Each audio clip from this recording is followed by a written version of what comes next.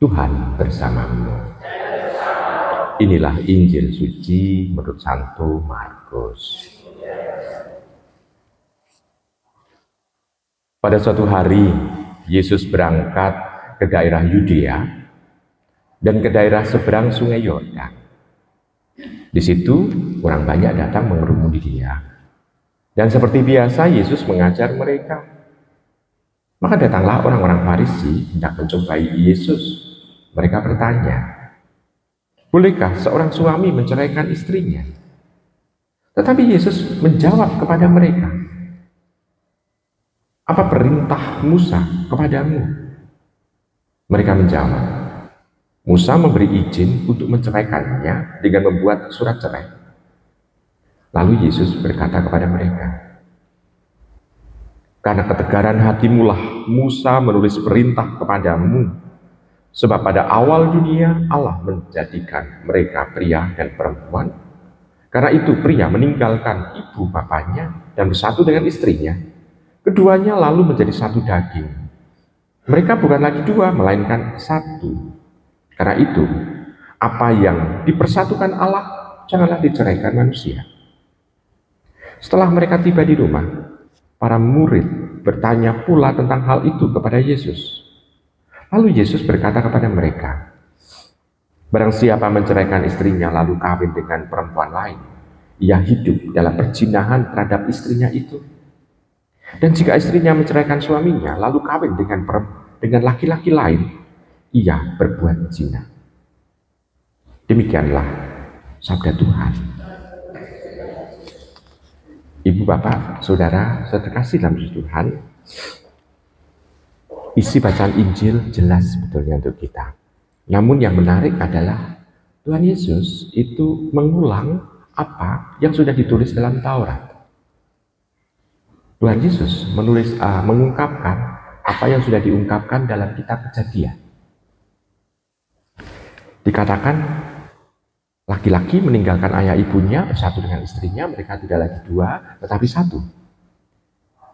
Mengulang sebetulnya apa yang sudah dikatakan di dalam kitab Kejadian atau Injil. Injil ini mengulang kitab Taurat.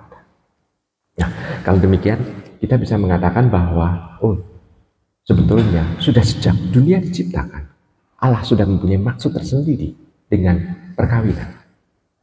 Perkawinan menyatukan dua pribadi, pria dan perempuan. Dan yang sudah menyatu itu tidak boleh dipisahkan. Dan yang bisa memisahkan adalah hanya kematian. Ini adalah prinsip yang ada. Nah, sekarang mengapa Tuhan itu menjawab seperti itu? Karena begini, ibu bapak. Sekarang saya mau tanya dulu kepada panjenengan. Misalnya, dokter itu memvonis, misalnya kaki atau tangan Anda harus diamputasi. Apa yang akan Anda lakukan? Pertama, Anda akan mencari alternatif lain untuk bisa menyelamatkan kaki atau tangan itu supaya jangan diamputasi. Betul? Karena itu adalah bagian dari tubuh Anda, bagian dari hidup Anda. Sehingga Anda berusaha sekuat tenaga. Kalau dokter yang ada di sini nggak bisa, dia mencari alternatif dokter yang lain. Nek ora ono dokter meneh, mungkin mencari alternatif yang lain yang bukan dari kedokteran. Pokoknya kedek kata orang mencoba untuk mencari, menyelamatkan yang mau diamputasi itu. Tetapi kita bisa melihat banyak orang yang mau menyelamatkan perkawinan. Pada zaman sekarang itu seolah-olah bisa dihitung dengan jari. Memang ada orang yang mau menyelamatkan perkawinan, namun lebih banyak orang yang ingin untuk berpisah. Maka ibu bapak, saudara terkasih dalam Tuhan, kalau dikatakan dengan tubuh saja dia ingin menyelamatkan supaya jangan diamputasi, sebetulnya suami istri dikatakan mereka tidak lagi dua tetapi satu, karena pasangannya adalah bagian dan hidup dia sebetulnya. Dikatakan tidak lagi dua tetapi satu. Satu bangsa dikatakan satu daging, satu tubuh. Maka kita bisa melihat di sana ada sesuatu yang mau diungkapkan, dipesankan kepada kita bahwa orang harus mempertahankan itu.